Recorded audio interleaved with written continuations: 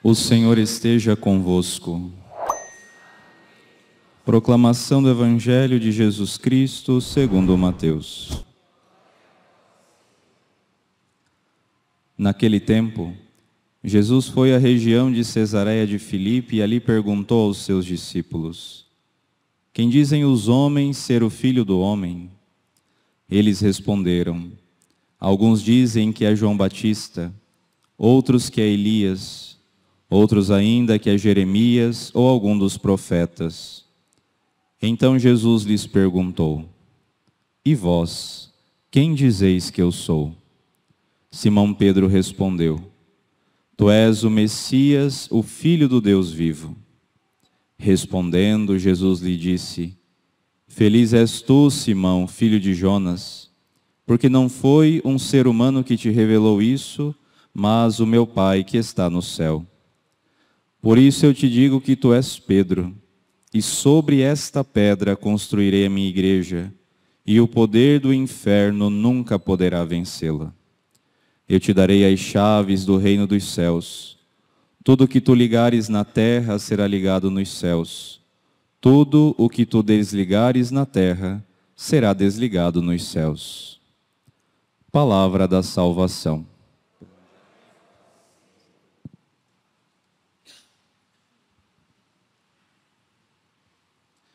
Queridos irmãos e irmãs, então hoje com grande alegria nós celebramos a festa da Cátedra de São Pedro.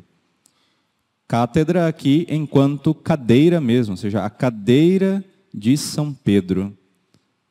A palavra cátedra em grego, referindo-se à cadeira, que deu origem àquilo que é a catedral, ou seja, é o lugar onde está a cadeira do pastor local. A cadeira do bispo, mas no caso aqui nós estamos falando da cadeira de Pedro, ou seja, da cadeira do nosso Papa. E a cadeira, ela é símbolo do governo.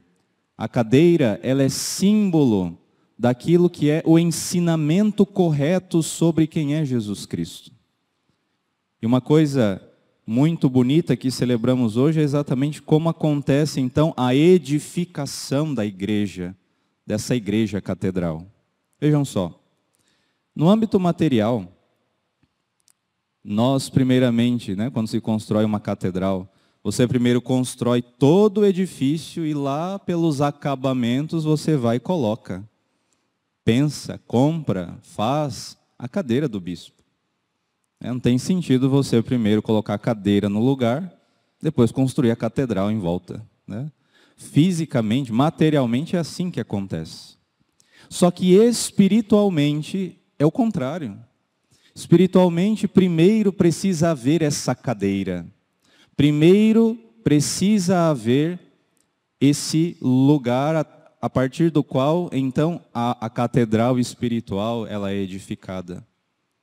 E tudo começa naquilo que nós ouvimos no Evangelho de hoje. Jesus está na região de Cesareia de Filipe, pergunta aos discípulos o que é que as pessoas estão dizendo dele. E diante das várias respostas, nós vamos tocando ali a ignorância humana, a incapacidade humana de saber quem é esse Jesus, quem é Cristo. Uma incapacidade de penetrar ali a profundidade do mistério, dizendo que ele seria João Batista, que ele seria Jeremias, um dos profetas. Pedro, então, depois da pergunta de Jesus, tá, tudo bem, isso é o que o povo está dizendo, mas e vós? E vós, Pedro, como príncipe dos apóstolos, o primeiro, ele vai e diz: Tu és o Messias, o Filho do Deus vivo. E vai dizer Jesus: Feliz és tu, Simão, filho de Jonas, porque não foi um ser humano que te revelou isso, mas o meu Pai que está nos céus. Por isso eu te digo que tu és pedra, e sobre esta pedra edificarei a minha igreja. Vejam só, é um conhecimento de Jesus Cristo que não brota das conclusões dos raciocínios humanos. É um conhecimento sobre Jesus Cristo que não está baseado numa investigação humana, mas que tem como origem o Pai que está nos céus. O Pai disse a Pedro quem é Jesus. O Pai revelou a Pedro quem é Jesus. É um conhecimento divino. E a esse conhecimento Pedro dá o seu assentimento, o seu sim, como que dizendo, eu creio. Porque, afinal de contas, Pedro olhava para Jesus e não tinha em Jesus, aparentemente, nada diferente. Jesus não ficava brilhando, Jesus não ficava emitindo o esplendor da sua glória, que ele um dia vai manifestar sim, lá na transfiguração, mas no dia a dia isso não acontecia. Pedro dá um ato de fé àquilo que Deus fala sobre o Filho. E Jesus diz assim, a igreja começa assim. O fundamento da igreja é esse, ou seja, que uma pessoa, tendo contato com a revelação que vem do alto, sobre Jesus Cristo, ela escuta aquilo e ela diz, eu creio. A rocha de Pedro é essa. Um homem que disse o seu sim a uma verdade que veio do alto, a uma verdade que vem de Deus, a uma verdade que toca o coração humano, a uma verdade que faz com que os corações se confiem a ela. A partir dessa primeira pedra, então, todo o edifício é construído. Depois os apóstolos sairão para evangelizar, e as pessoas nesse mesmo movimento de Pedro, ou seja, de acreditar na revelação do alto, vão dando o seu sim. Acreditam e se tornam membros desse corpo, se tornam pedras deste edifício. E assim, de fé em fé, de adesão em adesão ao conhecimento de quem é Jesus Cristo, a igreja vai sendo edificada. Mas vejam, tudo isso acontece sempre em comunhão com aquilo que foi a primeira profissão de Pedro. Pedro se torna ali a referência do que acreditar, do que é certo, do que vem do alto, porque ele recebeu de Deus essa missão. Ele recebeu de Deus esse poder. O poder de confirmar os irmãos na fé. O poder de poder dizer, isso aqui vem do alto, isso aqui não vem do alto. O poder de dizer, nós precisamos, a partir daquilo que vem do alto, caminhar nessa direção. E aqueles que são seus súditos, todos nós, somos convidados a nos deixar conduzir por esses ensinamentos que nós cremos, não virem da carne humana, mas virem do Pai que está nos céus. Por isso vamos hoje, nessa Eucaristia, renovar, gente, o nosso sentido de ser igreja. Essa nossa entrega. Você é igreja à medida que você crê na revelação e se entrega a ela, diz, Senhor, eu creio. Talvez eu não compreenda profundamente as verdades da fé, mas eu creio. Se o Senhor está dizendo é porque é verdade. O Senhor não mente. O Senhor não nos engana, o Senhor não se engana. E nós podemos dar o nosso assentimento, o nosso sim a essas verdades. E vejam, eu estou falando aqui de conhecimento, né, de verdade, mas não pensem que a coisa pare por aí, num nível meramente intelectual. Não, é uma adesão da vida como um todo. Nós vemos um Pedro que não só sabe quem é Jesus, mas que ao longo de toda a sua vida é convidado por esse conhecimento que tem do Cristo a se entregar até o fim. A doar a vida por essa verdade, para essa verdade, para esse Cristo.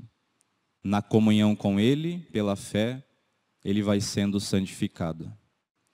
É muito bonito que Deus tenha escolhido esse homem para ser a pedra da igreja. Se você olha a história de Pedro, você vai ver que a vida dele não tem nada a ver com pedra, né? Pedra é uma coisa sólida, estável. Pedro é uma gangorra, né? Uma hora ele está a todo vapor, outra hora ele está passando vergonha. Senhor, eu vou. Né? Nesse evangelho mesmo. Jesus elogia Pedro, não dá 3 versículos, Jesus está chamando Pedro de Satanás. porque pensa como os homens.